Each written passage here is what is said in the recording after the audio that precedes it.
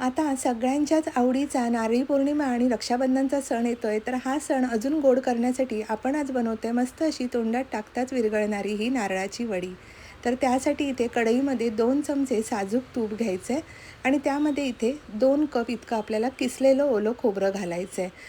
वडी करण्यासाठी आपल्याला किसलेला ताज्या नारळाचाच वापर करायचा आहे. आता हे खोबरं आपल्याला 3 ते 4 मिनटं छान असं परतून घ्यायचं आहे तुपावर. यामुळे यातला ओलसरपणा निघून जाईल आणि वडी आपली छान 15 ते 20 दिवस टिकेल. आता 2 कप खोबऱ्यासाठी इथे मी 1 कप इतकी साखर घेतलेली आहे. तुम्हाला जर जास्त गोड हवं असेल तर थोडी साखर अजून वाढवली तरीसुद्धा चालू शकेल.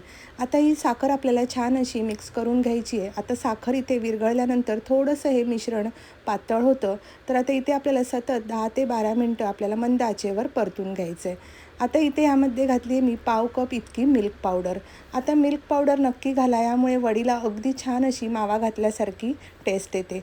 तर इथे पहा छान असं हे मिश्रण आपण आता परतून घेतोय. गॅस अगदी मंद आचेवर ठेवायचा आहे. आता इथे साधारण 15 मिनिटं झालेली आहेत आणि आपलं मिश्रण बऱ्यापैकी घट्ट झालेलं आहे. पाव टीस्पून वेलची पूड घातली आणि छान असं एकदा मिश्रण परत परतून घेतलेलं आहे. आता हे तयार झालं आहे की नाही बघण्यासाठी थोडासा भाग मी इथे डिशमध्ये काढून घेतला आणि गार झाल्यावर आपल्याला याची अशी गोळी होते का पाहायची. पहा मस्त अशी गोळी तयार झाली आहे, म्हणजे मिश्रण आपलं व्यवस्थित तयार झालेलं आहे. गॅस बंद करायचा आणि इथे पहा मी एक ट्रे घेतलेला आहे. त्यावर बटर पेपर लावून इथे थोडेसे ड्रायफ्रूट्स आणि गुलाबाच्या पाकळ्या घातलेल्या आहेत. आता हे मिश्रण आपलं तयार झालेलं भरभर असं आपल्याला हे ट्रेमध्ये काढून घ्यायचं आहे आणि एका वाटीच्या किंवा स्पॅच्युलाच्या साहाय्याने असं छान असं थापून घ्यायचं आहे. तर इथे पहा मस्त असं आपलं हे मिश्रण मी या स्पॅच्युलाच्या साहाय्याने व्यवस्थित असं थापून घेतलेलं आहे. आता हे असंच 15 ते 20 मिनटं किंवा साधारण अर्धा तास असं गार होण्यासाठी ठेवायचं आहे.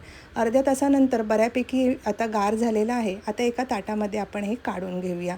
तर इथे पहा मी हे ताटामध्ये काढून घेतलं आहे आणि याचा बटर पेपर असा काढून घेते. किती सुंदर अशी आपली ही वडी तयार झाली आहे. अगदी पांढरी शुभ्र दिसते आहे ना. तर आता इथे थोडंसं हे कोमट असतानाच आपल्याला एका सुरीने छान अशा याच्या वड्या पाडून घ्यायच्या आहेत. तुम्हाला हव्या त्या आकाराच्या लहान मोठ्या अशा आपल्याला ह्या वड्या पाडून घ्यायच्या आहेत. तर इथे मी ह्या चौकोनी वड्या अशा पाडून घेतलेल्या आहेत आणि अगदी मस्त अशी ही मऊसूत आपली नारळाची वडी तयार झालेली आहे. खूप छान दिसते आहे ना. तर तुम्हीसुद्धा नक्की करून पहा आणि आजची आपली रेसिपी आवडली असेल तर व्हिडिओला लाईक, शेअर आणि चॅनलला सबस्क्राईब जरूर करा. पुन्हा भेटूया अशाच रेसिपीसह. धन्यवाद.